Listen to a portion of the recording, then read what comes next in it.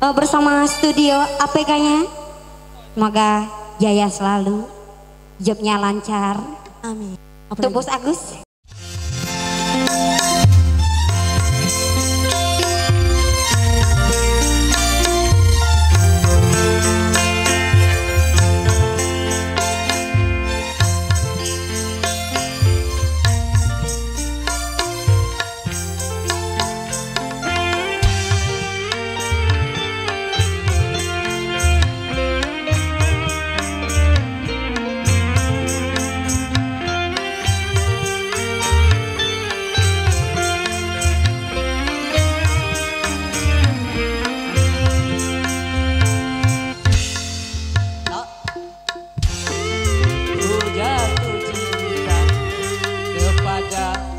Seorang janda tak pernah aku dambakan cintanya.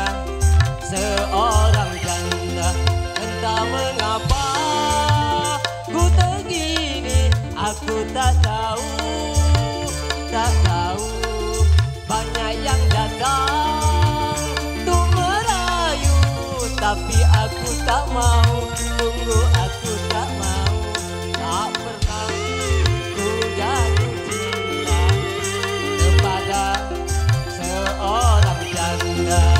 Tak pernah aku dambakan cintanya seorang janda.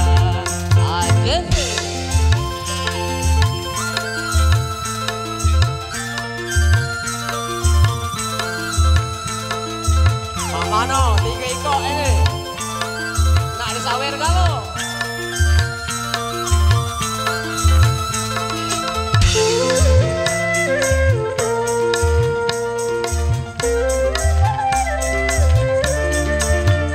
Kulihat sering terjadi bercinta dan patah hati, dan juga sering ku jumpa bercinta lalu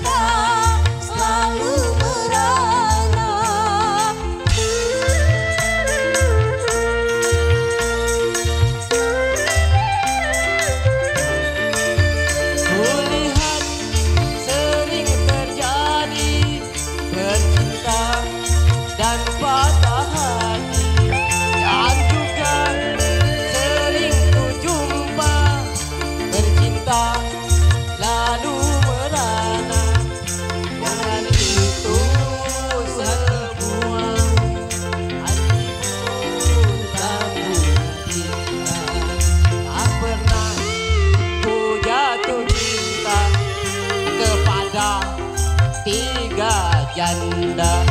Tak pernah aku dambakan cintanya seorang janda.